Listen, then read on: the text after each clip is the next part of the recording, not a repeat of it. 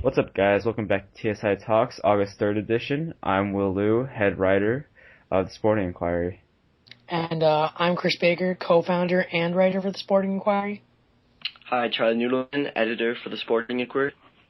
And I'm Roshan Shankar, breaking news specialist for the Sporting Inquiry. Alright, so this is a weekly series where we just discuss topics in the sporting world that are controversial and provide sensation. Alright, so our first topic is going to be about Eagles wide receiver Riley Cooper. If you still don't know about it yet, Cooper got in a bit of trouble for using a African-American racial slur at a Kenny Chesney concert, and he's been fined an undisclosed amount by the team, Eagles, and he apologized to his teammates later, and so what do you guys think about it? Well, okay, sorry, go ahead. Dude is a champ. But that's just me, you know. I found that hilarious because I can't take anything seriously. You know, he's an athlete. He's going to do stupid stuff. And, like, the funny thing is, like, when he apologized, Michael Vick, Yeah. If anyone should know about second chances, it should be Michael Vick. And he forgave Cooper and, saying we all do stupid stuff.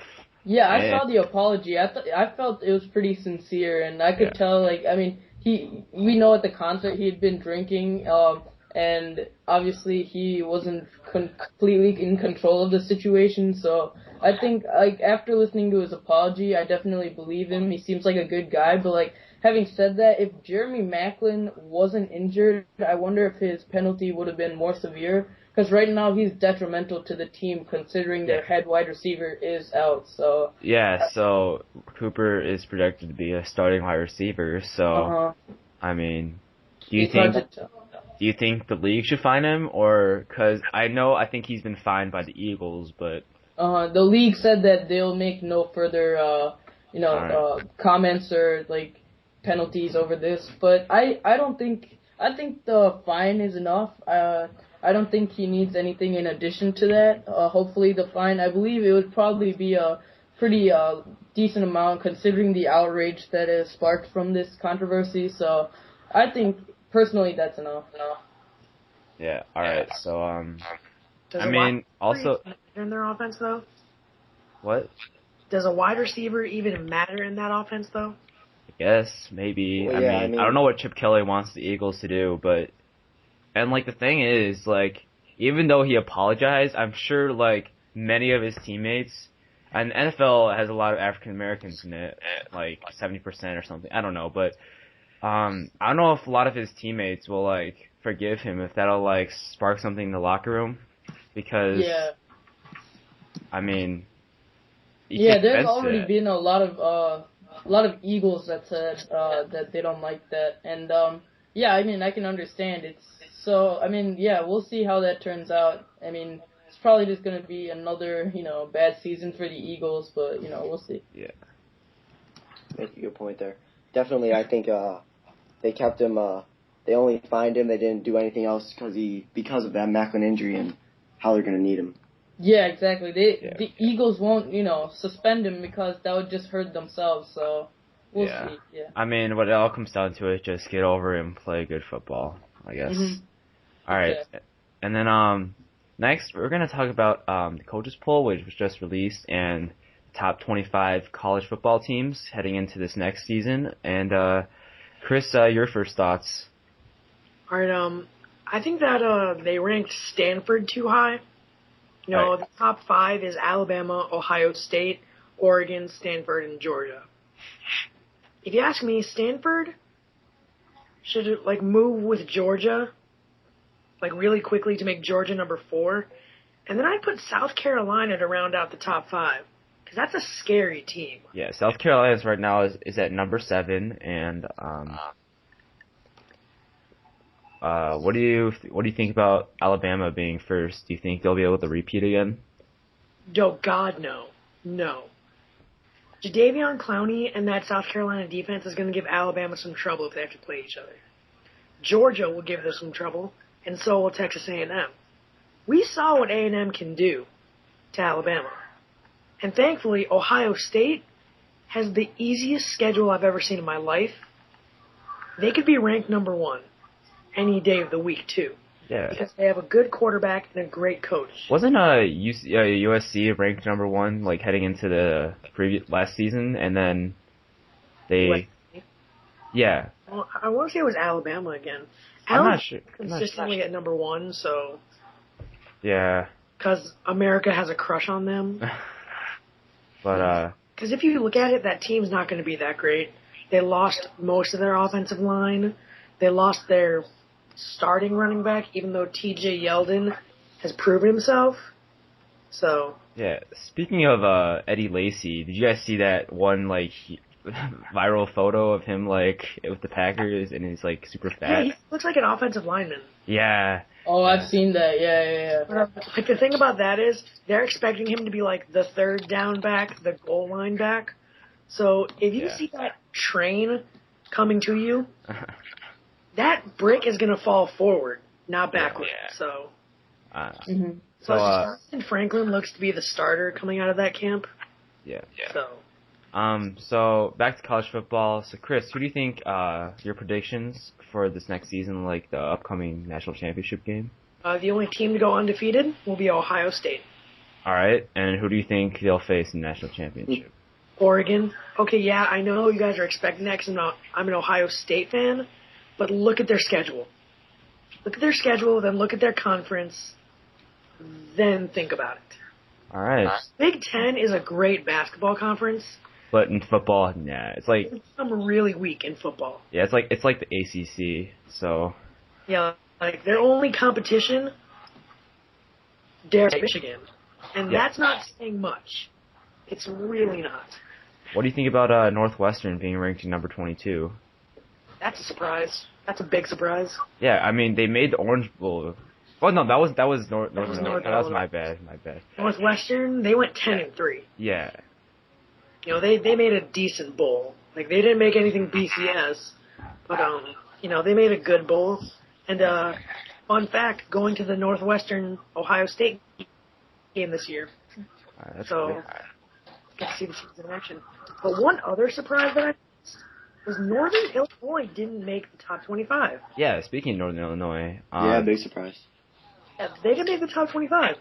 And neither did San Jose State. That surprises me too.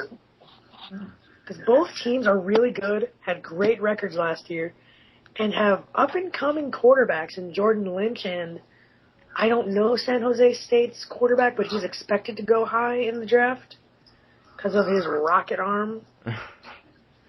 But that's a real surprise. All right, now let's discuss the decline of the New York Yankees. Now, we all know that they have the biggest payroll in the major leagues. But still, I mean, you could point out that money doesn't buy wins. They're not at the top of their division. Yeah, look at the Rays. Yeah. The Rays, the Pirates. They have two of the lowest payrolls in baseball. And the A's, and they're aren't they the best 3 teams in the league or something like that? Pirates are the best team in baseball right now. I mean, what happened to the New York Yankees? Jeter got hurt. Yeah, Jeter and A-Rod. A-Rod, yeah. I mean, they had no farm system. I mean, at least now they have Soriano, but I'm not sure how much that's even going to help them. I mean, Soriano was just a quick fix. Yeah, exactly. Long term, I don't see that being any big fix for them. And I mean, it brings up the point too. Does a payroll matter? Because, you can buy stars, but Yeah. I mean, look what happened to Albert Pujols. I mean, come on. That's a 10-year contract. He's getting paid tons of money, and he's just not delivering. I don't know if payroll matters that much in this league. Sorry. I mean, obviously it does, but... Sorry, go ahead. Pujols is actually out for the season now. Yeah, exactly. So, I mean, he's not worth the money, in my opinion. And then look at the Angels, too. Josh Hamilton. How much money they... He's well below expectations. Yeah. I mean, last season with the Rangers, he did pretty well. He started off really hot and then cooled down a bit. But, this year he, drastically underperformed. So, and then now with, the Pittsburgh Pirates, Oakland, and like all these like small market teams, they're doing really well, and they don't have like a huge payroll to pay their stars. So well, that's because they have to know about teamwork. They have to know about teamwork. That's the only way they can succeed. Not to mention, Pittsburgh's bullpen is amazing. The Sharknadoes. Right. Historically, I mean, money has equaled wins in Major League Baseball, but recently that's changing. The Detroit Tigers are also leading the AL Central right now, so money doesn't necessarily mean wins right now. It's kind of surprising to me. And like for those that don't know, in baseball there's no salary cap, so you can have as high as a payroll as you want. Whereas in sports like basketball, if you pay your players too much, you have to get charged luxury tax. So I mean, like those huge market teams, they have an advantage when it comes to like getting stars, but this like money equals wins is the big question here. Yeah, I agree. All right. And then going on with the Yankees, A-Rod has been in really hot water as of late, like especially with Ryan Braun, getting suspended for the rest of the season. There's a lot of speculation, and now there's rumors that A-Rod's like agents are trying to negotiate a deal with the major league. What do you guys think about that? Of course, A-Rod wants to play. I mean, his agents are gonna try as hard as they can to get him back in the league, but I don't think the league's going to budge on this one. They're not going to let him back in. I don't know about a lifetime ban, but he won't be coming back anytime soon. A-Rod is like 38 right now? Yeah, if they ban him for the rest of this season and next season, it's equivalent to a lifetime ban. I mean, do you think he'll like want to come back and play maybe at 40? He's not. No one's going to pay him the money he wants. Yeah. He's go from being like one of the top paid players to getting the minimum. I mean, and here's also the thing. I mean, I mean, if he does appeal the process, and then there's probably, if he appeals the process, then I believe he can still play while he's appealing. Whereas if they implement, he's starting tonight for AAA. Yeah, exactly. So I'm not sure if the MLB is too happy about that because, like, while they're going through all these, the whole process of, trying this player and seeing if he has connections to biogenesis, he's still going to be playing and making his, contract money, which is a ton of money. So, I mean, yeah, and like, keep in mind, like, lifetime ban from baseball, so he can't like coach or anything or like manage. The most infamous announcer. Yeah, he could just be like a sport like announcer or like a commentator on some sporting network. But I think his career will almost be over if he gets a lifetime ban from the MLB. I mean, who wants to hire a guy that was banned from the MLB? I mean, there's a lot of ways to. If he retired or something, I can understand. But if he's banned, I don't know. I don't think he's gonna get into the Hall of Fame, any of that. So. And if you get a lifetime ban, you're automatically out of the Hall of Fame. Exactly, yeah. It ruins his whole entire legacy. I mean, it's kind of like a Lance Armstrong kind of thing. Like, having a steroid connection ruins your chance at the Hall of Fame to begin with. Yeah. And the thing is now, they're finding out that he's actually been pressuring other players into using PEDs. He's been other players. It's like, he's your neighborhood drug dealer. Yeah. Like, that's a good metaphor for it. And he just happens to be the highest player in the MLB as well. So, I mean, that's not a good thing. He's getting paid for bad things.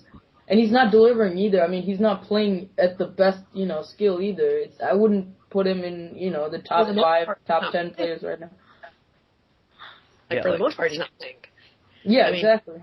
He came back a game after his months-long, rehab stuff, and the first thing he does is pull his quad.